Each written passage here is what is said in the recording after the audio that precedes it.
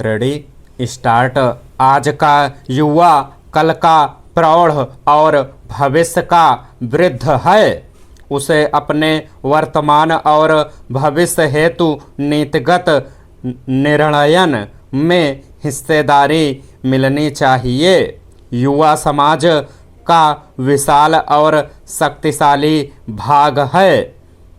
शक्ति सदैव अपना मार्ग स्वयं ढूंढ लेती है। यदि शक्ति को समुचित मार्ग न मिला तो वह विध्वंसकारी हो सकती है, भले ही समाज या देश को उसकी भारी कीमत क्यों न चुकानी पड़े।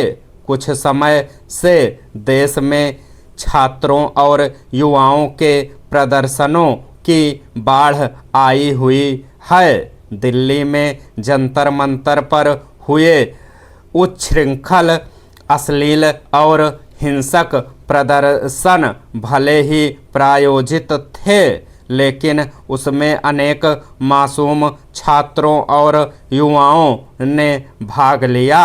उसके विपरीत रांची का अहिंसक छात्र आंदोलन एक प्रतिमान रहेगा। इन दोनों आंदोलनों की गूंज छोटे छोटे शहरों में भी दिखी, पर युवा समझते हैं कि किसी मंत्री के इस्तीफा देने मात्र से उनकी मूल समस्या का समाधान होने वाला नहीं। खोट व्यवस्था में है, अतः समाधान सत्ता परिवर्तन में नहीं, व्यवस्था परिवर्तन में है।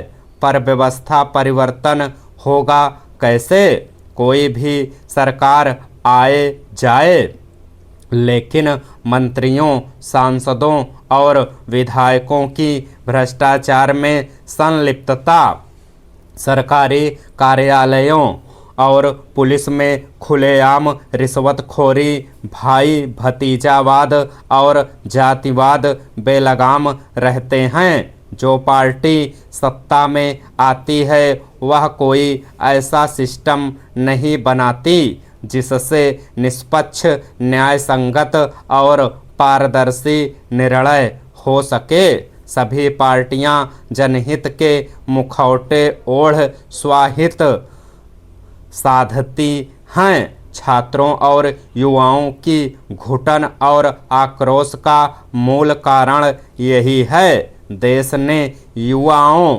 छात्रों के अनेक आंदोलन देखे हैं। स्वतंत्रता संग्राम के दौरान असहयोग आंदोलन 1920, सविनय अवज्ञा आंदोलन 1930 या भारत छोड़ो आंदोलन 1942 में युवाओं, छात्रों ने बड़ी संख्या में भाग लिया। लक्ष्य बड़ा था, लेकिन नेतृत्व गांधी जी के परिपक्व हाथों में था। लक्ष्य प्राप्त कर युवा बिखर गए। अपने भविष्य को संरक्षित करने, पढ़ने लिखने में जुट गए।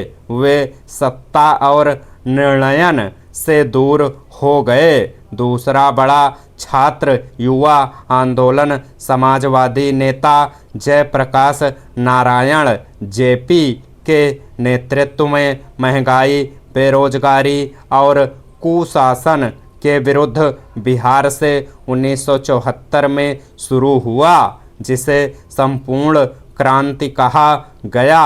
यह कांग्रेस और इंदिरा गांधी के कुशासन, अधिनायकवाद और संविधान विरोधी गतिविधियों के विरुद्ध था, जिसे कुचलने के लिए तत्कालीन प्रधानमंत्री इंदिरा गांधी ने 1975 में आपातकाल लगाकर विपक्षी नेताओं को जेलों में डाल दिया, प्रेस पर सेंसरशिप लगा दी, तमाम युवाओं की नसबंदी कर समाज में अभूतपूर्व डर का माहौल बना दिया। इस आंदोलन से चंद्रशेखर, कृष्णकांत, मोहन धारिया, रामधन आदि नेता निकले। इस आंदोलन से 1977 में जनता पार्टी सरकार बनी जरूर, पर वैचारिक मतभेद के कारण एकजुट हुई राजनीतिक शक्तियों में बिखराव हो गया।